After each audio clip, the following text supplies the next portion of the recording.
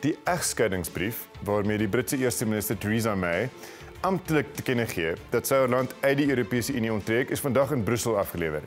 Elizabeth Sidiropoulos, hoof van die Afrikaanse Instituut vir Internasionale Betrekkinge, sluit nou by my aan. Elizabeth, welcome. So Donald Tusk of the EU put on a brave face today and he said that the other remaining members of the EU are more determined and united than ever to keep the body together. Really? Well, I think there's possibly one positive outcome out of the Brexit process that began 9 months ago, and that probably is symbolic as well.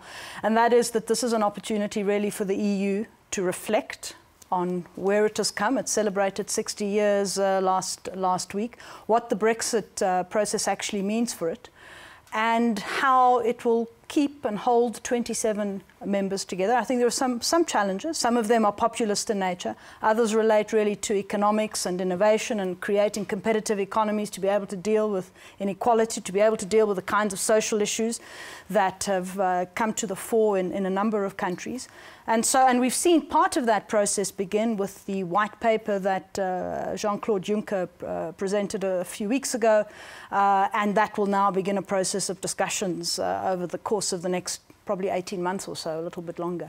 Are you hopeful that these internal contradictions in the EU can be overcome? And just the classic example is that southern European countries that are poorer do not have the economic policy levers that countries around the world enjoy to make their currency cheaper, to put up interest rates, to attract investment, because there are all these restrictions. I mean, do you really think that with the current climate globally, borders that matter suddenly, and nationalism and so forth, that this project can survive? I would like to believe that it can, based on what the EU has actually managed to achieve over the last 60 years. Peace. Peace is the first one. But secondly, it's also that it actually, paradoxically for us sitting here today and witnessing Article 50 and Brexit, it's actually been reasonably flexible over the course of the 60 years.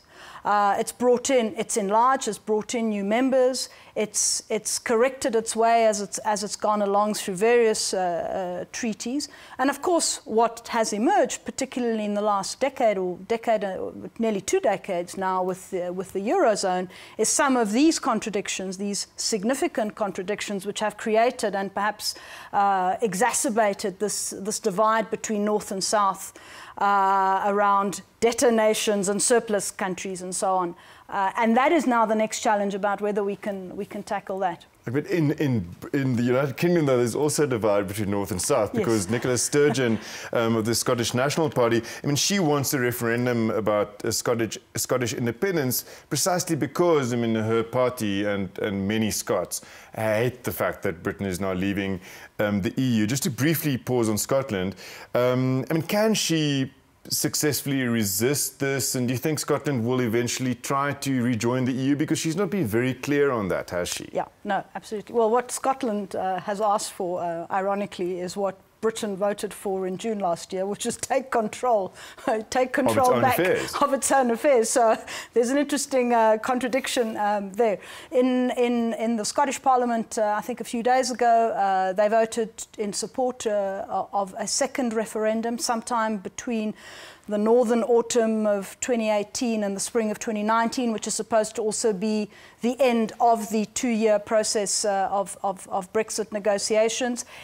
They still need to receive the permission, so to speak, from Westminster, and Theresa May has said that is not going to be forthcoming, at least at this point. It would be highly, you know, you can imagine sort of sitting in Westminster, you're having to deal with a Scottish referendum on independence as you're trying to wrap up negotiations for a divorce with the EU. Yes, because so May's focus will be very much in the next 2 years until May 2019 on leaving the EU without damaging Britain too much, right? So, I mean, how important will the deal be that she is hoping to clinch with the European Commission for Britain's future?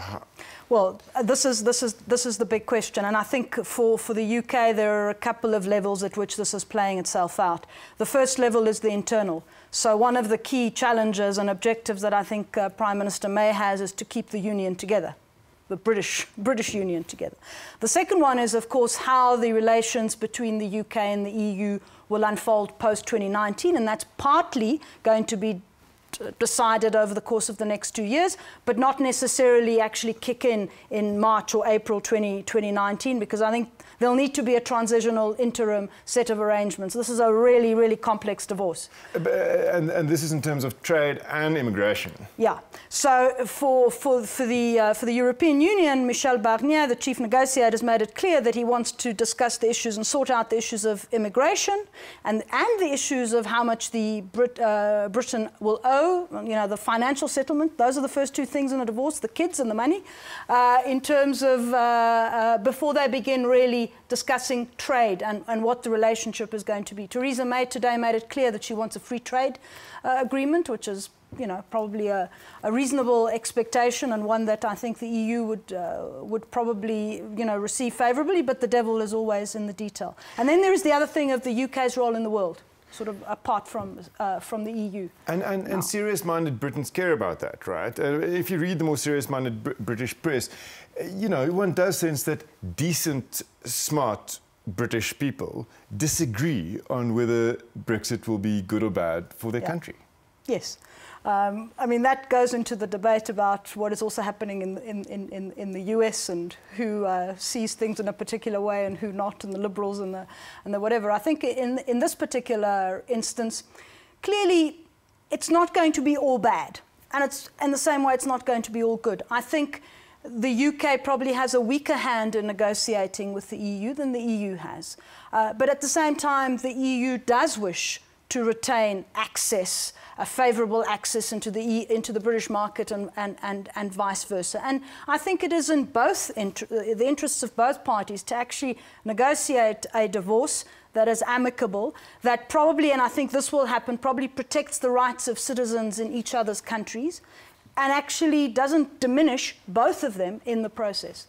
Does a Britain outside of the EU make of South Africa, tiny South Africa here at the southern tip of Africa, a relatively more important negotiating partner? Do we have more leverage than we used to have with Britain when we negotiate trade deals with them? What has been very clear from the outset of this government is the focus on global Britain. And South Africa is a key trading partner of Britain. It is 1/5, I think, of our European trade is with Britain, or very important investment partner, and good historical relations. And certainly over the last several months, of course, they haven't been able to start negotiations, but there have been discussions about whether they can take, South Africa and Britain can take the SADC Economic Partnership Agreement, which was ratified in October, and actually converted into something that would be part of a bilateral, well, it would be a SACU, Southern African Customs Union arrangement with Britain, and then there would probably be annexures related to financial services. All we have time for. Thank you so much, Elizabeth.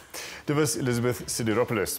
Dis dan al vir vanaand. Skakel gerus volgende Woensdag aand weer in. Baie dankie, totsiens.